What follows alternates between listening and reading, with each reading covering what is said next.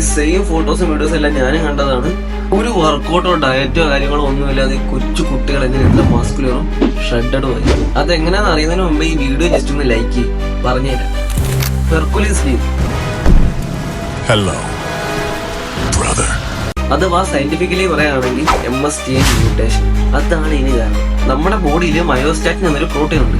അത് നമ്മുടെ ബോഡിയിൽ മസിൽസ് ഓവറായിട്ട് വളരാതിരിക്കാൻ സഹായിക്കും. ഇത് നമ്മുടെ ബോഡിയിൽ മസിൽ സൈസും ഫംഗ്ഷനും ഒക്കെ ബാലൻസ് ആക്കാൻ സഹായിക്കും.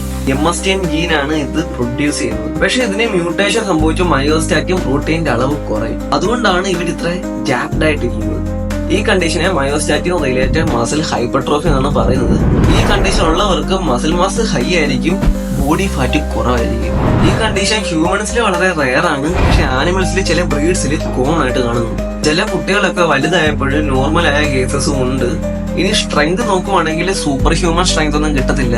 ചിലപ്പോൾ നോർമൽ ആളുകളെ കാട്ടി ഇച്ചിരി സ്ട്രെങ്ത് കൂടുതൽ കാണും, അല്ലെങ്കിൽ ഒരു നോർമൽ ആളുടെ സ്ട്രെങ്തേ കാണത്തുള്ളൂ. ഇനി നമുക്ക് അറിയേണ്ടത് ഇവര് സീരിയസ് ആയിട്ട് ട്രെയിനിങ് തുടങ്ങിയ സ്ട്രെങ്ത് ട്രെയിനിങ് തുടങ്ങിയാല് സാധാരണ ആളുകളെ കാട്ടില് ഫാസ്റ്റില് ഗ്രോത്ത് വരുമോ?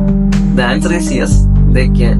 സോ ഇത്രയൊക്കെ ഉള്ളൂ. ഇൻട്രസ്റ്റിംഗ് ആയിട്ട് തോന്നി, അതാണ് നിങ്ങളുടെ അടുത്ത് പറഞ്ഞത്. ആദ്യമായിട്ട് കാണുന്ന ആരെങ്കിലും ഉണ്ടെങ്കിൽ നമ്മുടെ പേജ് ഒന്ന് കയറി നോക്കുക, ഫോളോ ചെയ്താൽ നല്ലതായിരിക്കും.